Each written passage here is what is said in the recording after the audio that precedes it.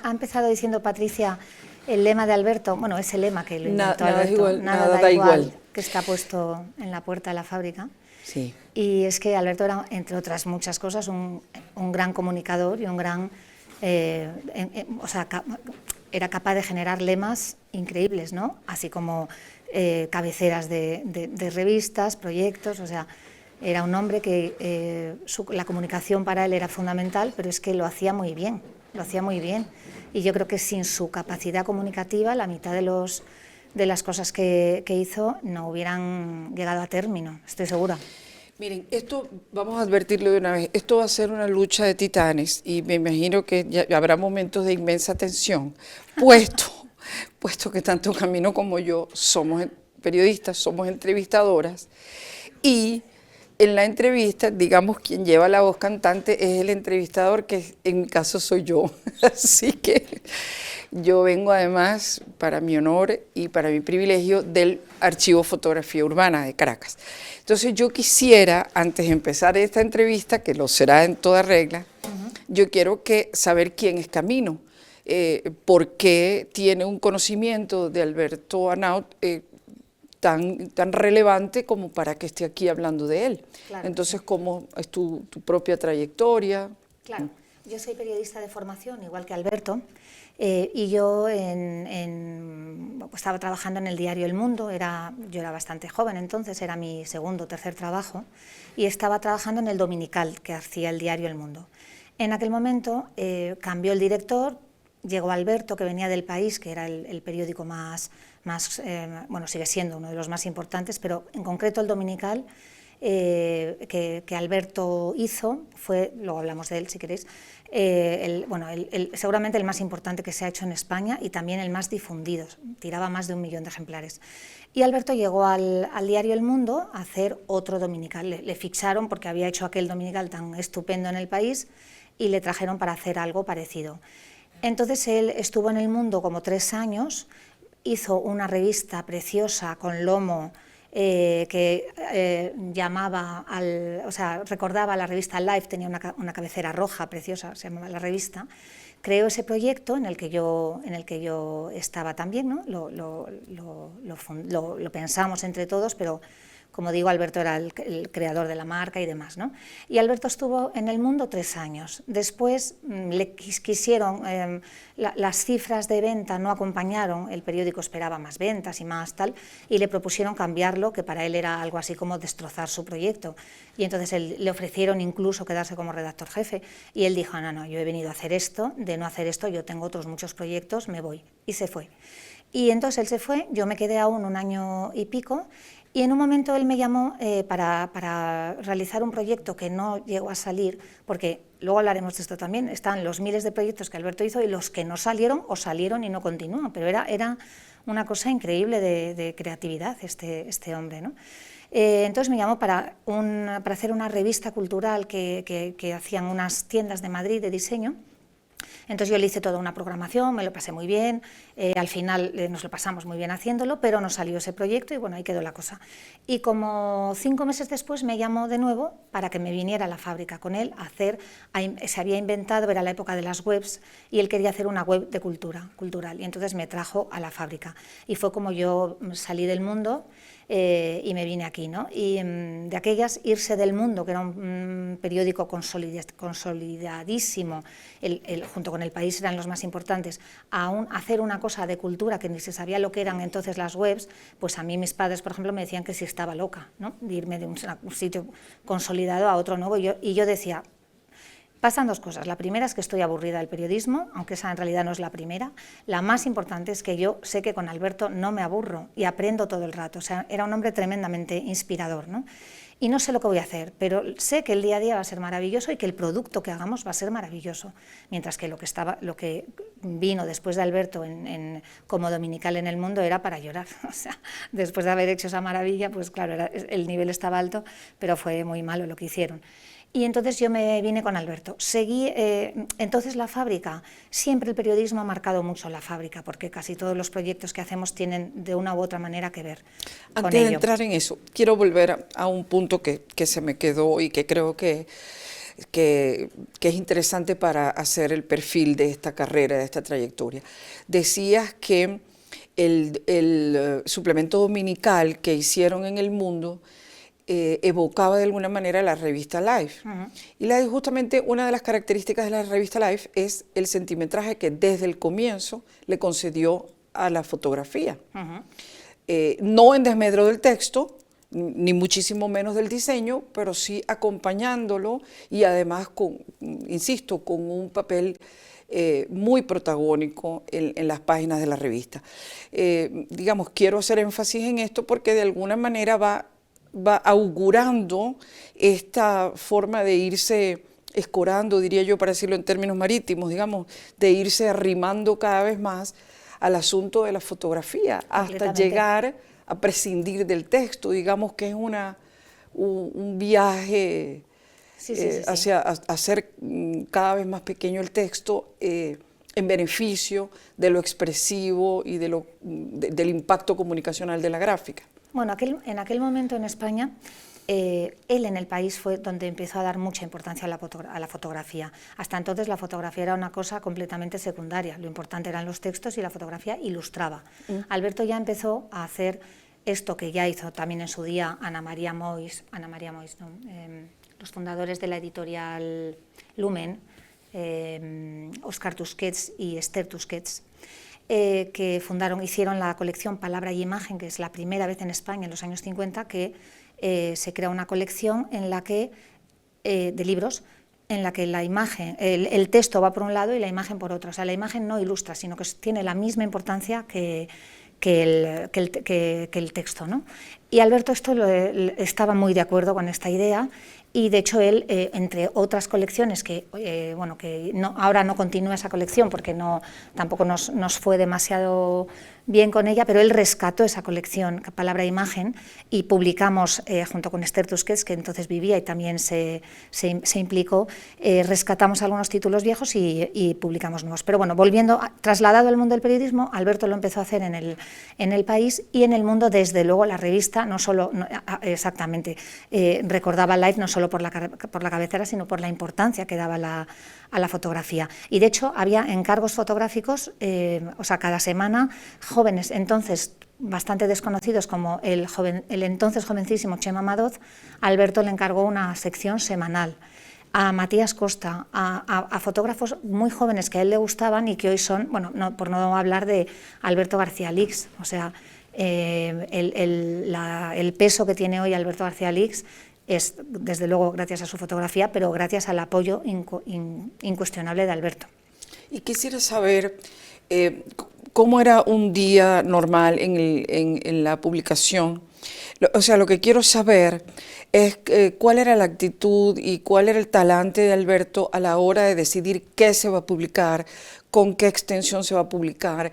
Quiero saber cuánto delegaba y si cuánta libertad le daba a los reporteros a la hora de titular o a la hora de la perspectiva desde donde se enfocaba el texto. Sí. O sea, quiero saber cuán controlador y a la vez, porque es digamos, ese es siempre el punto más complicado, ¿verdad? Porque el director, la directora de un medio es quien tiene la responsabilidad. Pero también se tiene la responsabilidad de respetar el criterio del reportero. Sí. Entonces, bueno, eso es lo que quiero saber. Sí. ¿Cuál fue tu experiencia con eso? Al ser una revista semanal, hacíamos una reunión cada semana de temas, ¿no? Que íbamos todos ahí con multitud de temas. Entrábamos a veces con miedo, porque de aquellas Alberto con los años se ha ido suavizando. ¿Quién no? ¿Quién no, no? Bueno, y también yo creo que tranquilizando, entre comillas, porque ya estaba trabajando en la fábrica en lo que a él realmente le gustaba. Pero en aquel momento yo creo que tenía mucha presión, seguramente, por el periódico, porque se esperaba de él, pues eso, que hiciera algo tan importante como lo que replicar. Claro. lo del país. Entonces había mucha presión y íbamos a aquellas reuniones un poco asustados los que estábamos allí, pero bueno, proponiendo temas. Y luego bueno, discutíamos, naturalmente él decidía con nosotros cuáles eran los mejores, los que más le gustaban. Y a veces, muy a menudo, esto lo he contado ya en otra ocasión, a veces él proponía temas porque veía que sucedían cosas a su alrededor. Por ejemplo, teníamos una compañera anoréxica, o casi anoréxica, y él la obligó a ir a hacer un reportaje sobre la anorexia, para que se enterara, supongo, sí, porque no fue para nada casualidad que ese tema lo eligiera Alberto y mandara a esta persona, ¿no? Era la época de la muerte de Karen Carpenter, ¿no? Probablemente, no lo y sé. el tema había irrumpido. Bueno, quiero decir que él tenía un punto también de preocuparse por lo que pasaba a su alrededor en el mundo, desde luego, pero también lo que pasaba en su propia redacción, ¿no? Y entonces, por un lado, era tremendamente controlador, porque eso lo ha sido siempre, o sea, se metía desde el planteamiento del tema hasta se leía, por supuesto, el reportaje a última hora y luego haciendo libros, que yo he estado luego, o sea, mis últimos años ha sido como editora con él, hasta el último momento él opinaba sobre cosas, tal, pero a la vez dejaba una enorme libertad a los periodistas para hacer su trabajo. O sea, Alberto yo creo que tenía un gran ojo eligiendo a gente, y entonces sabía que tenía 3 o 4 reporteros buenísimos, y sabía y 4 o 5 fotógrafos que le gustaban y que acompañaban a esos reporteros a hacer tal tema, y rara vez hubo que repetir algún tema. O sea, él dejaba libertad y luego sí, pues eso, podía controlar tal, pero dejaba bastante libertad. Era un hombre que delegaba bastante, pero porque sabía elegir previamente a la gente con la que le interesaba trabajar, claro. ¿Te viste alguna vez en un conflicto? O sea, quisiera verlo en la escena del conflicto, que tuvieran distintos criterios veces, y cómo se resolvió. No, sobre todo mis conflictos con él sobre todo eran porque él creía más en mí que yo misma. O sea, él decía, no, es que ahora vamos a hacer una revista de literatura y la vas a dirigir tú. Y yo me partía de risa, decía, hombre, o sea, una cosa es que a mí me gusta leer y la cultura, y otra cosa es que yo dirija una revista. Tú estás mal de la cabeza, Alberto.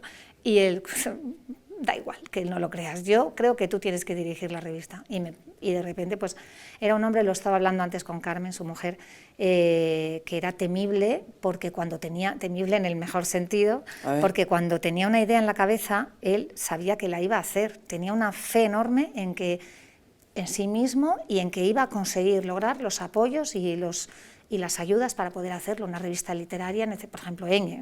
Hablo de Enge porque es la revista literaria de la que luego ha nacido un festival. La revista duró 15 años, el festival sigue, que yo viví el nacimiento más directamente porque se emperró en que lo dirigiera yo, ¿no? Pero entonces era temible en ese sentido, porque no es fácil montar una revista literaria que llegue a toda España y a Latinoamérica. Pues él sabía rodearse del que le iba a traer la publicidad, del periodista que tal, del equipo bueno, de gestión, tenía a la persona que manejaba el dinero para conseguir pues los patrocinios, etcétera, ¿no? O sea que él era temible en ese sentido, en que como no tenía ninguna duda de que iba a poner en marcha lo que él quisiera, pues eso le daba una fuerza que transmitía al resto, a mí la primera. Yo decía, bueno, entonces al principio a mí me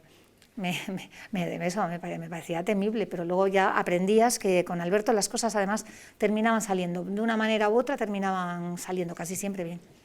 ¿Quién le puso el nombre a la revista y posteriormente al festival de Enge? Enge, entre él y yo surgió, empezamos a pensar, queríamos una revista muy radicada en el español, y por eso surgió. Bueno, de repente nos llegó una demanda del diario Clarín, porque su revista cultural se llama Enge, pidiéndonos que retiráramos la revista, nosotros que éramos una revistita pequeñita en España frente a Clarín, que es el gran medio de comunicación, ¿no? Y por suerte el agua no llegó nada, no pasó nada. No deja de ser interesante y cómo esta anécdota, que es una anécdota pequeña y que previsiblemente cómo se iba a resolver, pero digamos, no deja de ser interesante por lo ilustrativa que es de la apropiación de Hispanoamérica del español.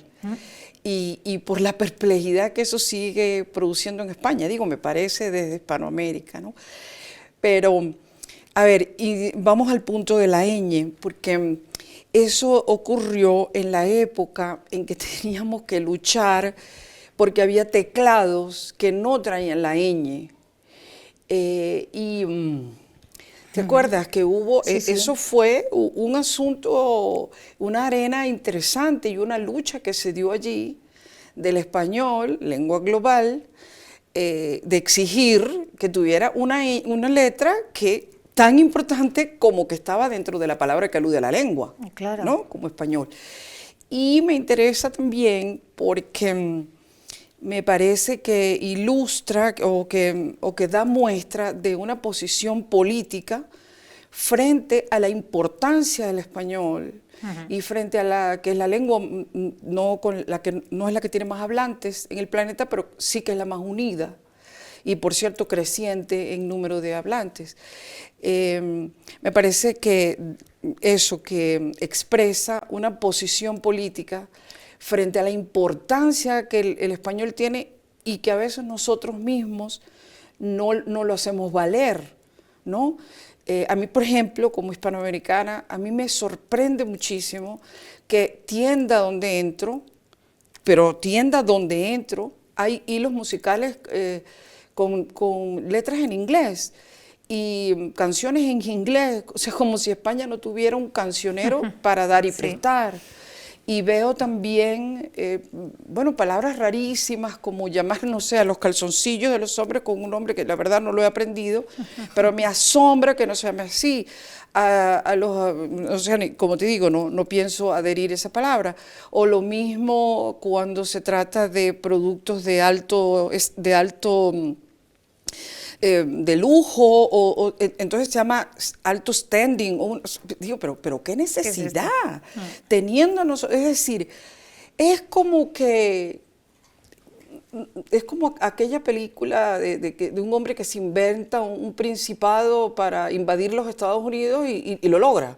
Es decir, que un ratón le gane a un león, es decir, no hay lengua que se compare con la nuestra, Totalmente. ni en tradición literaria, ni en número de hablantes. Sí, de hecho, Alberto no quería una revista de literatura, quería una revista de literatura en español y le puso ñ justamente porque quería llegar a toda Latinoamérica y porque quería aprovechar el talento en cada número había no menos de, bueno, casi la mitad de los escritores eran latinoamericanos. O sea, se trataba de decir, lo que tú estás diciendo, tenemos un patrimonio común aquí con valorable. millones y millones de hablantes y de lectores, y Alberto veía ahí también esa posibilidad de a través de la lengua, pues también llegar con la revista a toda América Latina, ¿no? Estamos entonces porque hasta ahora se ha hablado de él como un hombre, como un generador de proyectos uno tras otro, pero me interesa topar con el hecho de que también era un hombre de banderas, es decir, un hombre digamos, de luchas y de posiciones políticas, ¿no? Sí, poner el título a su revista principal, llamarla Matador, es muy provocador. radical, muy provocador, claro, porque la sociedad española está dividida entre quienes están a favor de los toros y quienes están en contra. Y Alberto quería trascender eso y decir, es que esto no es una postura, esto es un concepto. Y yo quiero poner, o sea, con eso quería señalar que su revista el subtítulo era Revista de Cultura, Ideas y Tendencias, su revista tenía que ser de ideas también, y siempre le interesó en Matador la parte gráfica es importantísima, pero los textos, además, me acuerdo que siempre me decía, pero qué guerra nos dan los textos y luego lo poco que se ven, porque realmente en un Matador de 180 páginas, a lo mejor hay 120 de imagen, pero los textos son impecables y nos costaba, o sea, ninguno está al azar, sino que siempre buscábamos, pero porque a él le interesaba mucho que fuera un debate de ideas, claro. Nada da igual, todo está por algo. Nada da igual. Y como periodista cultural, y además como gerente pues, de productos culturales periodísticos, ¿a qué áreas del hecho cultural dirías que le daba más relevancia? ¿A la literatura, no sé, al teatro o a las artes plásticas? Él, el arte, la fotografía y el arte en general era, creo, su gran pasión. Le gustaba todas las áreas, porque yo sé que iba al teatro, a la ópera, no se perdía una. Alberto sí podía, o sea, él era un hombre dedicado a la cultura, pero quizá, y no sé si Carmen está de acuerdo, es el arte y la fotografía lo que más le apasionaba, ¿no? Él creó o sea, sus revistas las volcó en la fotografía, metió mucho arte también. Enseguida, en cuanto fundamos la editorial en la que yo sigo trabajando en la fábrica, enseguida empezamos a publicar libros de arte también. O sea, es el área, yo creo, sin duda, que más le gustaba. Tenía muchísimos amigos artistas, Eduardo Arroyo, entre otros, está aquí su mujer también. Y sí, el arte seguro, vamos. Y la fotografía, bueno, él ha creado Foto España, que es uno de los festivales más importantes del mundo en fotografía, que cada año se acreditan para venir 300 periodistas de todo el mundo, y que antes de Alberto no existía un gran festival fotográfico, pero él vio que se hacían en otros sitios y dijo, pues hay que hacerlo en España, ¿no? ¿Y dirías hasta donde lo percibiste o lo tienes claro, tendencias, personas, voces que dijera aquí no entran? No, Alberto no era una persona sectaria ni que pusiera límites.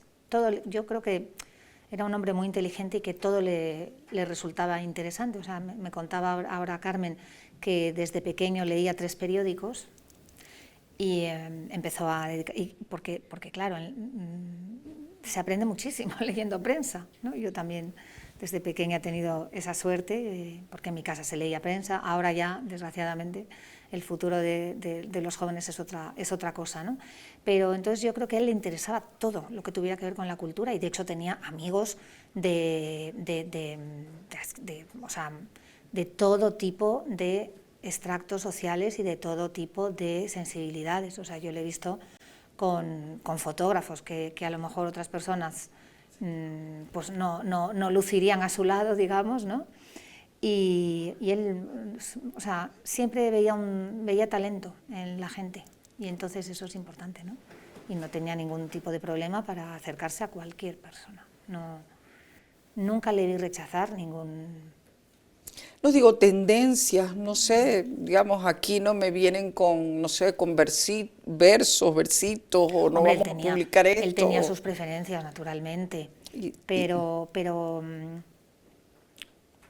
en EN hemos publicado de todo, o sea, cosas buenas, regulares, malas no, buenas y muy buenas.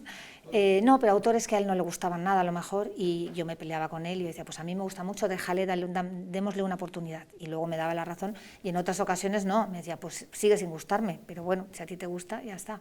Porque o sea, ¿cuáles eran sus preferencias literarias, dirías? Es que tenía o sea, es que era muy heterogéneo, muy heterogéneo, no sabría decir, no sé si Carmen podría decir alguna. Yo le he visto leer de todo y hemos hablado de todo tipo de escritores, y quizá le apetecía leer más en español, cosas en español, porque quizá el mundo latinoamericano lo tenía menos trabajado, y entonces en él le sirvió como para conocer a mucha gente de allí que él no conocía y que le gustaba, y para afianzar otros que le encantaban, ¿no? Vargas Llosa dijo, hasta que no nos haga el diario Vargas Llosa no descanso, porque quería que le gustaba muchísimo, y hasta que conseguimos que nos hiciera una colaboración, Alberto no paró. O sea que, bueno, es que al que le gusta leer en general, ¿no? Le gusta leer, bueno, puedes tener afinidades, pero quiero decir que yo creo que él estaba muy abierto a todo tipo de literatura. Camino, hay algo que tengo mucha curiosidad por escucharte. Yo estuve ayer y escuché todas las intervenciones, ¿no?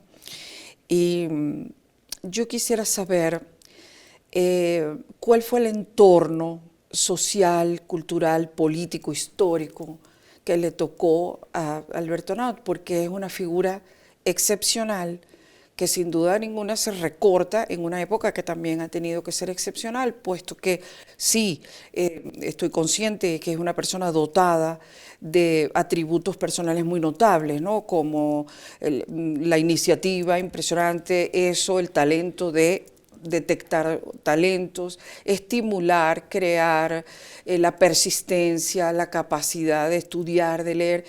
Pero quisiera saber cómo era el país que permitió y que auspició esto, porque una figura así la trasladas a una sociedad, a estas máquinas de impedir que existen. Yo misma vengo de una de ellas. Cómo era ese país y cómo interactuaba él con este entramado institucional, tanto público como privado, y también con las personalidades de su tiempo, cómo fue el diálogo de él con su tiempo. De verdad que me llama mucho la atención. No solo estas capacidades excepcionales, que no hay duda de que las reunía, pero también que encontrara eco y que encontrara aliados para tantos proyectos que llevó a cabo. Yo creo que él en sus primeros años en sus primeros años de periodismo, estaba sobre todo volcado en el área económica. Y en esos años, en los años fines de los 60-70, todavía vivía Franco, estábamos en la dictadura, y en el área económica seguramente había un menor control de lo que, bueno, seguramente por pura ignorancia, ¿no? Era seguramente un área donde había un poco más de libertad que en los periódicos generalistas, que eso sí que estaban controladísimos por el régimen. En cambio, en las áreas económicas había como mucho más libertad, podían tener mucha más libertad de actuación también. Sí, ¿no? sí, manga ancha. Claro, y yo creo que ahí Alberto, durante todos esos años, él pudo hacer su trabajo sin mayor problema. Empezó como redactor muy jovencito y llegó a dirigir la revista Mercado y Actualidad Económica, si no estoy equivocada, dos grandes revistas económicas, aunque ahí yo creo que ya había fallecido Franco o debía estar ahí a punto. Bueno, no me sé exactamente las fechas, pero quiero decir que la época más dramática del periodismo, pues Alberto la sorteó porque estaba en un área en la que no había tanto problema. Muy cuando interesante él pasó tu punto. a Diario 16, que fue cuando murió, que fue uno de los periódicos que nació con la muerte del dictador, ahí ya, pues claro, al principio había un periodismo muy político, en el sentido contrario, ya tenemos libertad, ya podemos hablar de todo, y él, que era un hombre tremendamente curioso, yo creo que se acercó a todo tipo de personajes, ¿no? Tratando de ayudar a su manera a consolidar la democracia en este país. Diario 16 fue uno de los grandes periódicos también importantes, de los cuales luego salió El Mundo, porque Pedro J. Ramírez, que era el director, se fue de allí, fundó El Mundo, y Diario 16 siguió una temporada y luego murió. Pero quiero decir, cuando Alberto llegó al periodismo general, ya había otro ambiente mucho más relajado y propicio para todo tipo de cosas. Libertad que Alberto aprovechó seguramente para atreverse a hacer también otro tipo de periodismo y orientar, pues ya cuando entró en el país, pues ayudar a convertirlo en el gran país, en el gran periódico que es, ¿no? Que hubo un momento en que eso, el país era sin duda a mucha distancia el periódico más importante. Yo recuerdo trabajar en un periódico entonces económico, que es La Gaceta de los Negocios, y recuerdo que nos convocaban para una rueda de prensa y estábamos los tres periódicos económicos, era una rueda de prensa económica de los resultados de un banco, por ejemplo, y estábamos ahí los tres periódicos económicos que había, que era Expansión, 5 Días y La Gaceta, y hasta que no llegaba el periodista del País no se empezaba la rueda de prensa. O sea, el importante era el País, no éramos los tres económicos. No les dábamos igual, pero el importante de verdad era el País. Y Alberto vivió esa transformación, fue parte de ella y en buena parte la impulsó, ¿no? Y luego él le nombraron director del Dominical, y fue cuando digo que lanzó el Dominical del País, el semanal se llamaba, a una estratosfera de más de 1 millón de ventas, y aquí en España el domingo por la calle la gente iba con El País y El Dominical. Todo el mundo se compraba el periódico el domingo, el País. A lo mejor no a diario, los periodistas sí, pero el domingo todo el mundo, además era de aquellas, no había redes sociales, no había, y todo lo gordo pasaba en la prensa, en la tele también, ¿no? Pero entrevista de Rosa Montero con no sé quién. Alberto fue quien elevó un poco a Rosa Montero como la gran entrevistadora que fue y la gran escritora que ella entonces era, pero las entrevistas de Rosa Montero, que eran maravillosas, pues fue Alberto un poco el que se emperró en sacarlas, el que empezó a proponérselas y demás, ¿no? Por las mismas, pues bueno, o sea, a lo mejor llegaba alguien muy importante en su periódico y quería hacer tal reportaje y Alberto decía, no, a mí esto no me interesa nada. Luego él tenía que enfrentarse a los egos de mucha gente allí dentro, ¿no? Pero siempre, nunca tuvo ningún problema para frenar al típico periodista que... O sea, me estás haciendo un perfil de una persona, de un periodista, de un intelectual que llegó a acumular mucho poder. Muchísimo. O sea, digamos, esta conclusión evapora de lo que tú estás diciendo. ¿Y cómo dirías que se manejaba con el poder? Muy bien. O sea, Alberto siempre tuvo la inteligencia de saber que bueno, que hoy estás aquí, mañana estás allá, el político que hoy está abajo, mañana puede estar arriba y viceversa, y tenía esa sed periodística, ¿no? de conocer a todos y de tener la visión de todos ellos para, bueno, pues porque la vida es muy larga y quién sabe dónde te puedo volver a encontrar o dónde o dónde en qué podemos trabajar y colaborar, ¿no? De hecho, él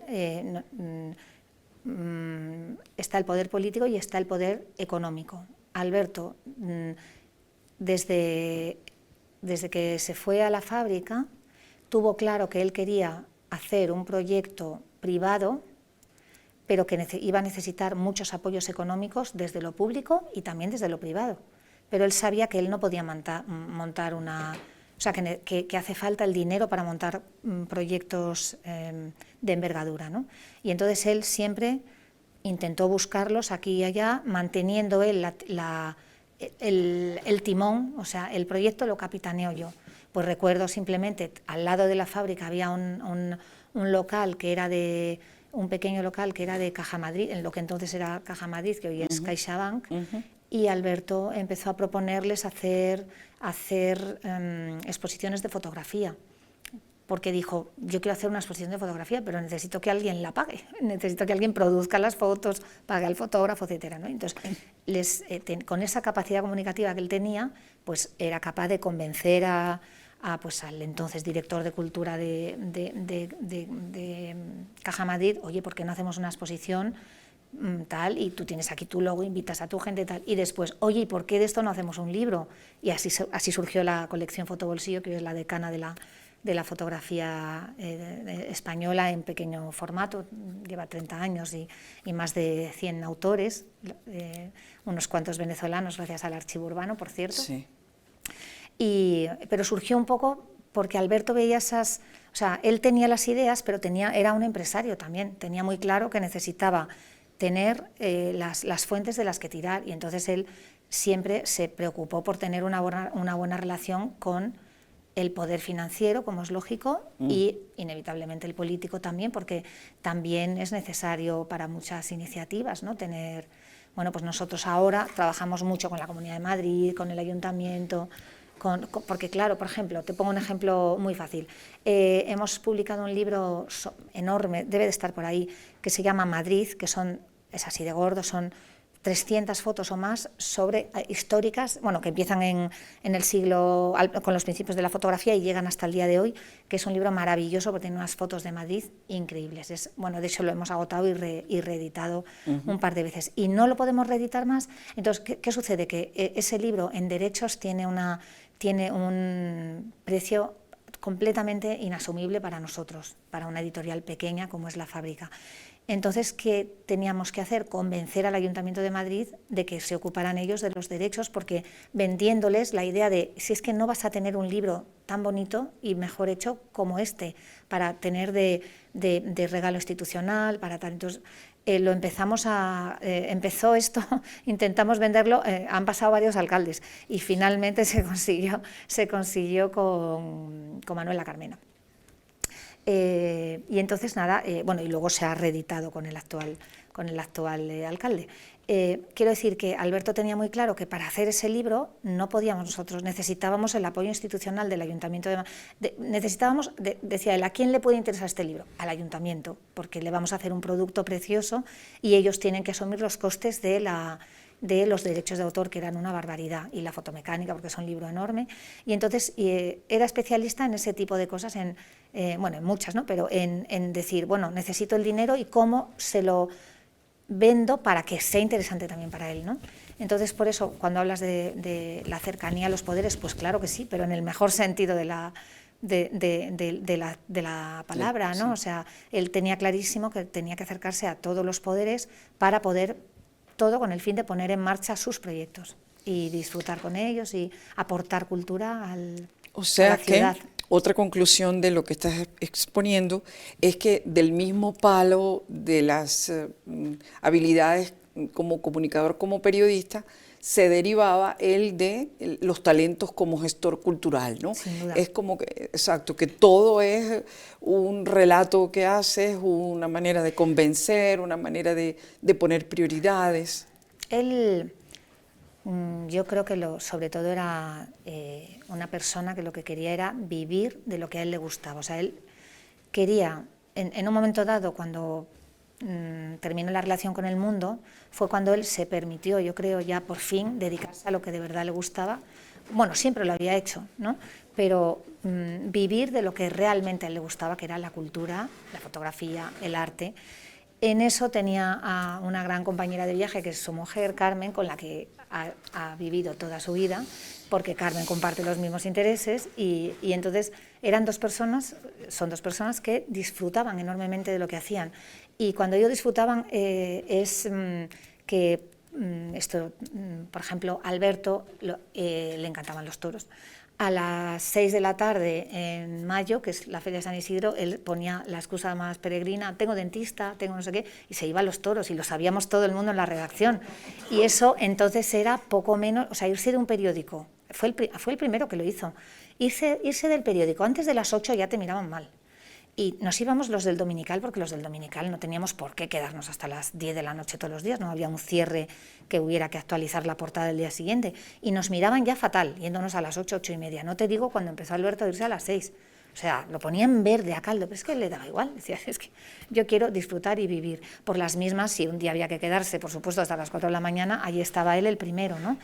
Pero que rompió normas en el mundo del periodismo, por ejemplo qué tontería es esta de tener que quedarse aquí hasta las 1000, porque el resto del periódico se queda, porque ellos sí que tienen que cerrar una... Claro, por la improductividad.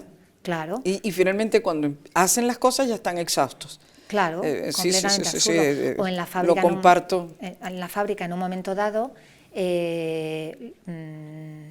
sobre todo, él no tenía hijos, pero sus socios sí tenían hijos. Y entonces, en un momento dado, se planteó el diálogo de por qué no por qué no se acaba la jornada semanal el viernes a mediodía. ¿Qué hacemos aquí un viernes a las 8 de la tarde? Los que tenemos niños queremos estar con nuestros niños y los que no tienen niños quieren estar de fiesta.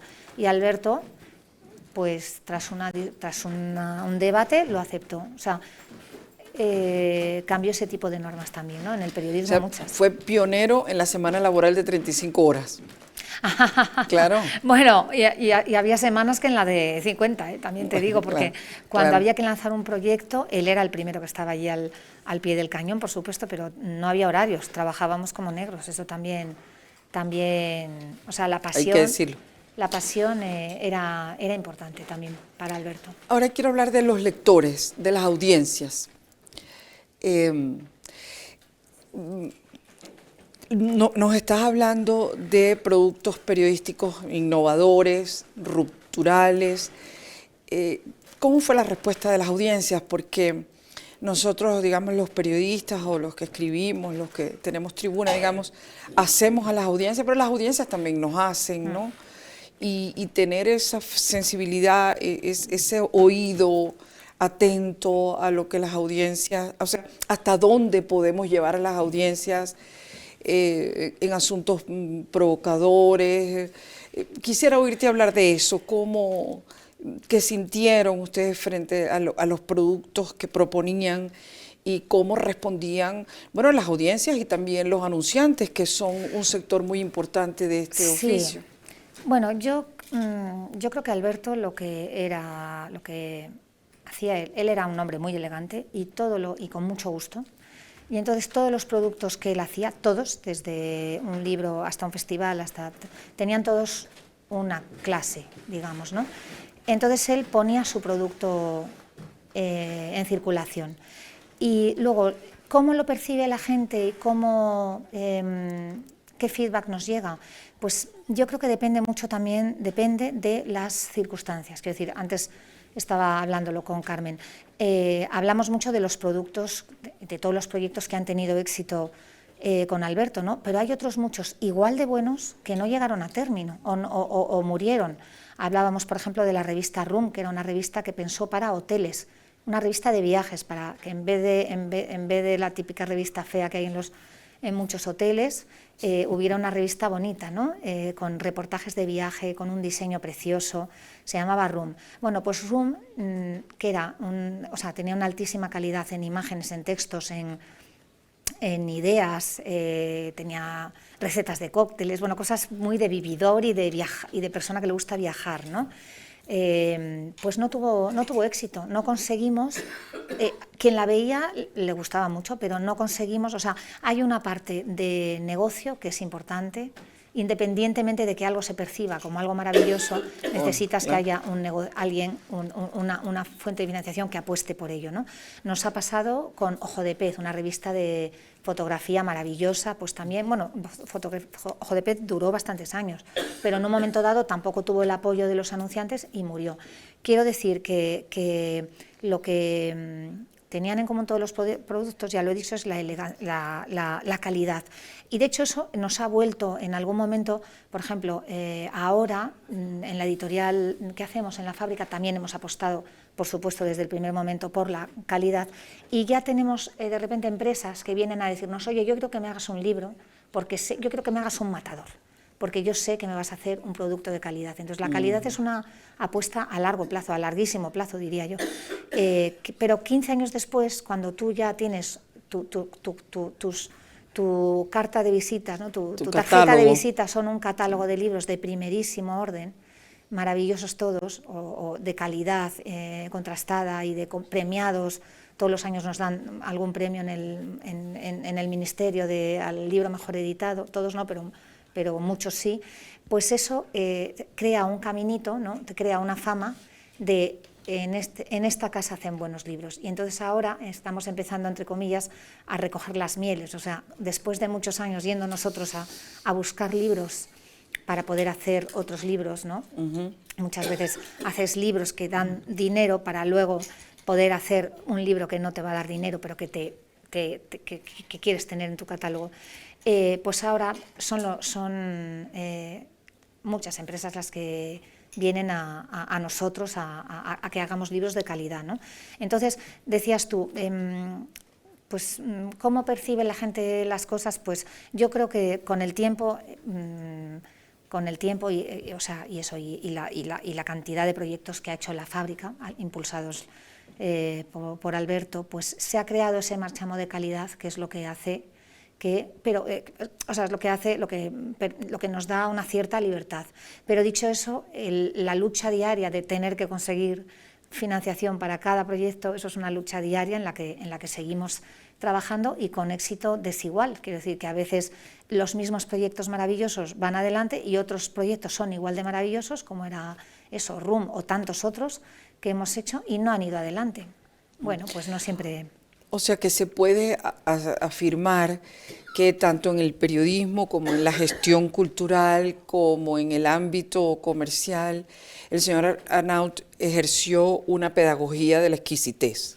completamente. Y que eso elevó, pues puso la vara más alta y todos pues nos hemos beneficiado de esto, ¿no? Sí, sí, sí. Lo hacía o sea, hacia afuera, en el sentido de que presentaba proyectos con esa exquisitez, y también hacia adentro. O sea, en la fábrica él estaba muy pendiente de todo. O sea, no le gustaba ver algo descolocado, libros mal colocados. O sea, él necesitaba tener todo a su alrededor, pues de una manera que a él le... Sí, un espíritu apolíneo, evidentemente. ¿Y cuál dirías que fue su error más relevante? ¿O su fracaso más estrepitoso? Yo creo que no es bueno, su error, que yo pienso que Alberto a veces se apasionaba en extremo, se apasionaba con muchísimas cosas, y a lo mejor se apasionaba con un proyecto en el que era muy difícil sacar adelante por el tema económico sobre todo, ¿no?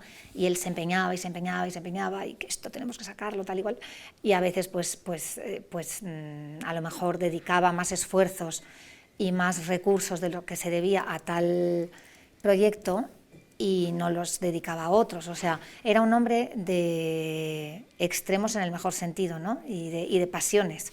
Entonces, pues alguna pasión le falló, lógicamente, como a todas las personas enamoradas, alguna pasión le trajo algún que otro quebradero, ¿no? Pues eso, recuerdo algún proyecto donde al final él decía no debía haber metido tanto esfuerzo en esto, ¿no? Pues porque ya, además, todos me decíais que esto no iba adelante. Aunque, dicho esto, era un hombre que escuchaba, escuchaba a su alrededor y